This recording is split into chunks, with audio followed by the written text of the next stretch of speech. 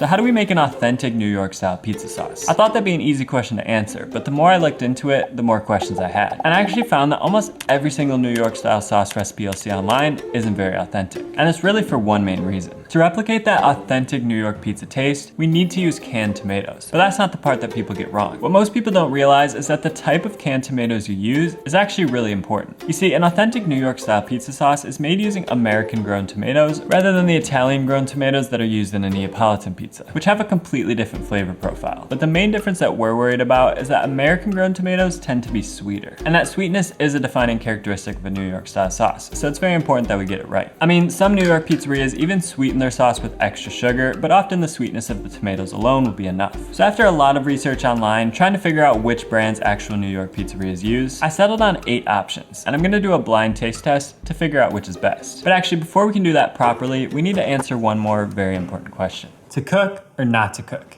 That's the question. Now, based on my research, the vast majority of New York pizza shops don't cook their sauce. And it makes sense because when you cook a sauce, you do bring out the sort of natural sweetness of the tomatoes, but you also take away some of their brightness and acidity. But there are some shops that cook their sauce, so it's definitely worth testing. And even though I haven't decided on a brand yet, it doesn't really matter because here we're just looking at the difference between a raw and a cooked sauce. So what I did was separate my puree into 2 separate containers, and with one, I simmered it over the stovetop for about 20 minutes. I found that any longer than that, and you lose out on too much acidity, and it starts to taste more like a pasta sauce than a pizza sauce. So over that 20 minutes, the sauce reduced by about 20%. So what I did with my other jar was just strain off a bit more liquid to make the consistencies the same between the two. And after letting the cooked sauce cool, it was time for the taste test. So I would say it's pretty much exactly what I expected. The cooked sauce definitely isn't quite as tangy and acidic, but it did maintain a pretty good amount of acidity, which I was kind of surprised about. The raw sauce was definitely more acidic though, and although it wasn't super sweet, I think by the time we add sugar to the actual pizza sauce, it's gonna taste pretty good. One thing I did notice though is the flavor of the cooked sauce seems to be a bit more concentrated. And I think that's because as we simmered the sauce down, we were evaporating off just the water, whereas when we strained out the raw sauce, that remaining liquid wasn't pure water. And so the resulting sauce isn't quite as concentrated. So based on this, I can't really say which one I like better. I mean, they both taste pretty solid. I think the only way to find out for sure is to bake some pizza with them.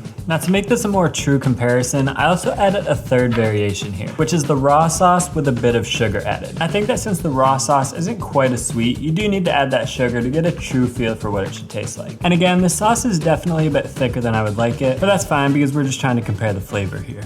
All right, so in addition to the plain version, I also made one with cheese so I could get a true feel for what it's gonna taste like on the pizza. Cooked, raw sweetened. And that's the same on this side.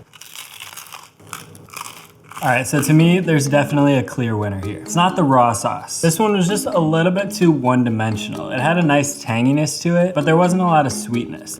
So that one's out. Now it's between our cooked sauce and our sweetened raw sauce. So while they both do have a decent balance between the acidity and the sweetness, the raw sauce just definitely popped a lot more with that nice tanginess and acidity from the tomatoes. Again, even with this 20-minute simmer time, I think the cooked sauce just lost too much of that brightness and developed more of a pasta saucy flavor. And I mean, looking at them, you can tell a pretty big difference. The cooked sauce is a much deeper, darker red, where the uncooked sauce was a brighter, sort of pinker red, reminding me a lot more of the sauce at Joe's. And canned tomatoes are actually cooked a little bit during the canning process, so I think it actually takes away from the flavor if you cook them beyond that point. So again, for me, the choice is clear. From here on out, we're gonna go with the raw tomatoes. And of course, we'll be sure to add sugar as part of the sauce recipe to balance out those flavors. But before we can work on that sauce recipe, we need to decide on a brand of tomatoes. So let's get back to our taste test. And the brands I'll be testing are 7-Eleven, Tomato Magic, and Full Red, all of which are made by the same company, and they're grown in California. And then we've also got Redpack, which are grown in the Midwest. So these are all commercial grade products that only come in those big number 10 cans at food service stores, which means that they are what restaurants use, but they're not quite as accessible for the everyday consumer. So I'm also gonna compare with a few retail brands that pretty much everybody should be able to find. The first of those being Bianco di Napoli, which is actually what I noticed that Scar's Pizza uses. They're also grown in California, and they come in both whole tomato form and crushed, so I figured I'd try both. Then we've got Cento or Cento, whatever you call it, but these seem to be the most common brand that I see at grocery stores, even though they are grown in Italy. And then I also bought a generic grocery store brand for good measure. So all of the commercial grade tomatoes are either ground, crushed, or pureed, because your average New York slice joint isn't gonna take the time to process whole tomatoes themselves. But there are a few higher end places that do, so that's another reason I included the Bianco di Napoli and a couple of other whole peeled tomatoes to compare with. And of course, I wanted to eliminate any potential bias, so I blended and strained each tomato until they were all the exact same consistency. consistency. And I also added labels to each bowl so that you can see which is which, but I can't. Now in hindsight, I definitely strained these a bit more than I would for an actual pizza sauce, but that's fine because we're just comparing the flavor here. I'm just gonna go ahead and put this one over here. So these two are definitely the worst. This one just doesn't have a lot of flavor. This one has sort of a weird bitterness to it. This one's very sweet, almost tastes like it has sugar added already. Not bad, but I think by the time that we were to cook it on a pizza, it'd be a little bit too sweet.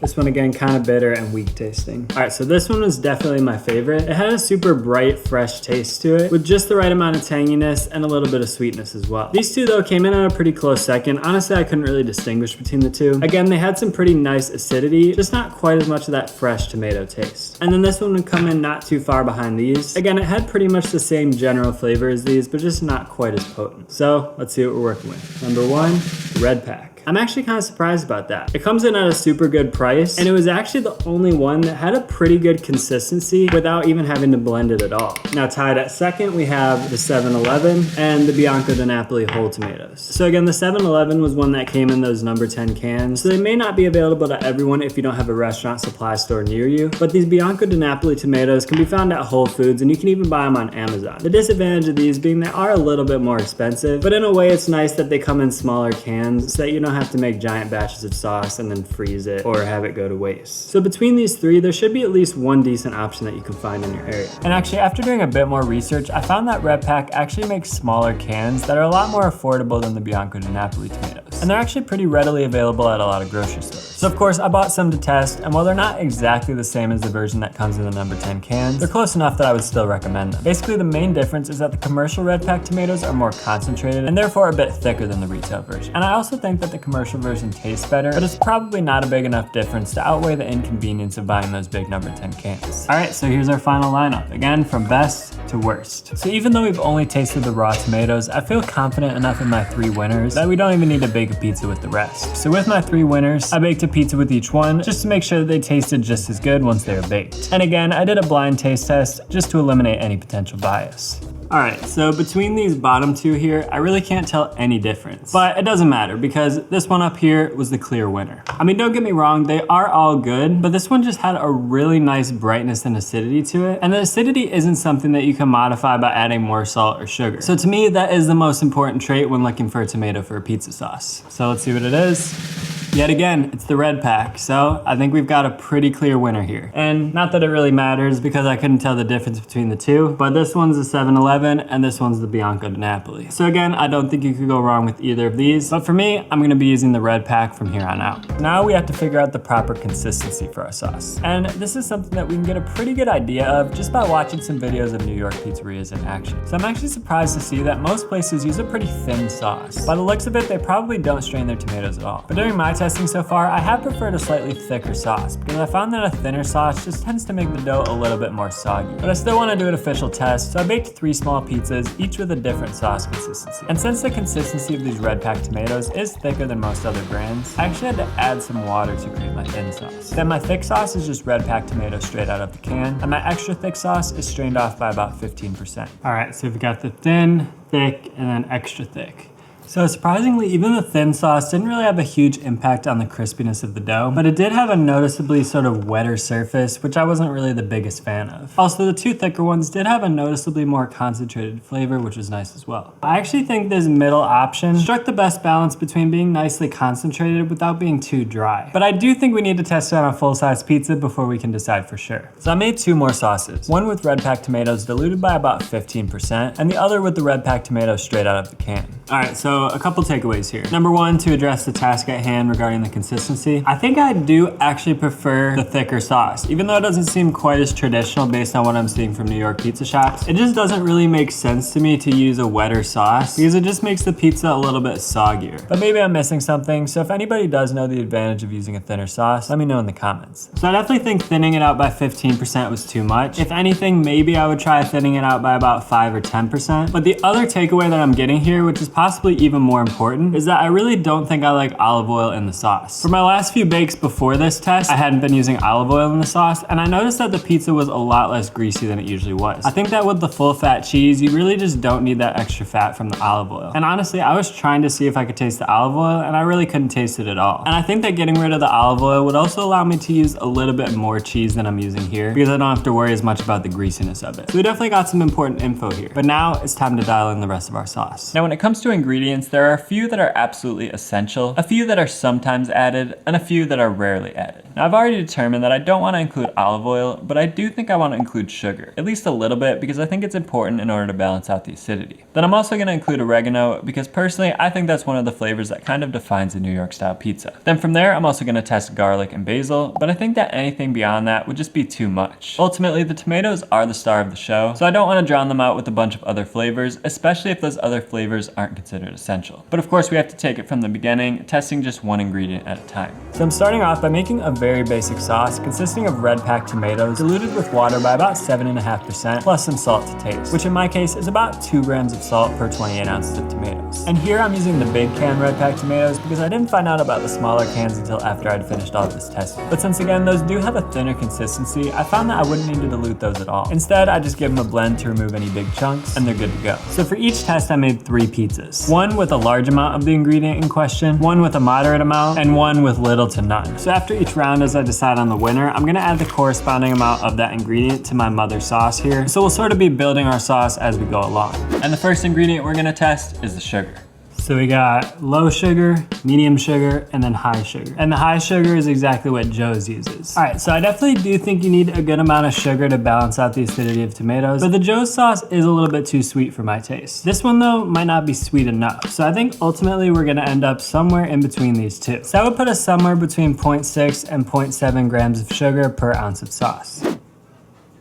Up top, we got the low oregano, down here, mid oregano, over here, high oregano. All right, so this first one I can barely taste the oregano, if at all. And when I tasted the second one, I thought that would be the perfect amount. I could taste it just a little bit, but it wasn't overpowering. But then I tried the third pizza and it actually wasn't too bad either. I would say it's a little bit too much oregano, but not by a huge margin. So I think what I'm gonna go with is somewhere right between these two, which will end up being about 3 teaspoons of oregano per 28 ounces of tomatoes. Again, this isn't my final decision. I'll still have to see how it interacts with the rest of the ingredients, but for now, that's what I'm gonna go with. This is my baseline. This is no garlic. This is about 1 clove per 28 ounces of tomatoes, and this is about 2 cloves per 28 ounces. All right, so this is a pretty tough one actually. What I basically found is that even a pretty small amount of garlic pretty significantly changes the flavor profile of the sauce. And I can't quite decide whether or not that's a good thing. For me though, I do want it to be a pretty tomato forward sauce, but I also kind of like the additional element that garlic adds. So I think what I'm gonna do is go with just a little bit of garlic, probably about 1/2 teaspoon per 28 ounces of tomatoes. That way it will barely be detectable on its own, but it'll still add a nice little extra dimension to the sauce. So you can't really taste the basil itself that much in the same way that you taste the oregano, for example, but you kind of get more of just like an essence or the aroma of the basil, which I do think is actually pretty nice. It kind of reminded me more of like a Neapolitan style pizza, which after all is what the New York style evolved from. So I do think it's worth adding. So I think what I'm gonna start with is exactly what I used on this pizza, which is about 1/2 leaf of basil per ounce of tomatoes. So for a full 28 ounce batch, that'll be 14 basil leaves. But to be sure that the sauce is actually as good and as authentic as I want it to be, I have to perform one final test. All right, so for my final test here, I've got the sauce that we've developed in this episode with the Redpack tomatoes, and then I made the same sauce with the 7-Eleven tomatoes just to make sure that I do still like the Redpack the best. And then this third option here is a more basic sauce, again using Redpack tomatoes, but it only includes salt, sugar, and a little bit of oregano. But I actually do have one more to compare with. So I actually made it back to Joe's yesterday, and this time I brought myself home a few slices so that I had a reference point to compare my own pizza to. So as we know, Joe's uses a very basic sauce, just the tomatoes, salt, and sugar. I mean, it pretty much tastes like they use the tomatoes straight out of the can, definitely not cooked, and it's actually not quite as sweet as it was the last time. There might just be variations from batch to batch, but I do like it a little bit less sweet, so I may end up bumping down the sugar content in my own recipe as well. But let's give mine a taste. Starting with that basic recipe, because that's gonna be the most similar to Joe's. So the Joe sauce is definitely good, but tasting them side by side, I do think I prefer mine. I mean, I think the oregano adds a great flavor, and with the Redpack tomatoes, it's got a lot more tanginess to it. Like I said, the Joe sauce just tastes like tomatoes straight out of the can, and the tomatoes that they use don't seem to be quite as acidic. But this is still my basic version, so let me try the others and see if I do still like them better. Alright, so regarding the tomatoes, I do still like the Redpack ones the best, but the 7-Eleven aren't really too far behind. So I'd say that if you can find Redpack, you should get them, but I think that any of the top brands that we've talked about are gonna be fine. Now, as far as the ingredients, that one is a little bit trickier, because even this basic sauce is really good. For me though, I do think I like the addition of the basil and garlic, but only in very small amounts. Here, the garlic is still actually a little bit too strong, even though I only used a half a teaspoon for an entire 28-ounce can of tomatoes. But this still begs the question, which sauce is more authentic? Well, that's what I still need to figure out. But in order to do that, I think I need to make a trip to refresh my memory on some New York pizza spots. So to see the video where I do that, once it's uploaded, you can click right here. Otherwise, if you haven't seen the first few episodes of this series, you can check those out right here. Either way, thanks a lot for watching, and I'll talk to you in the next one.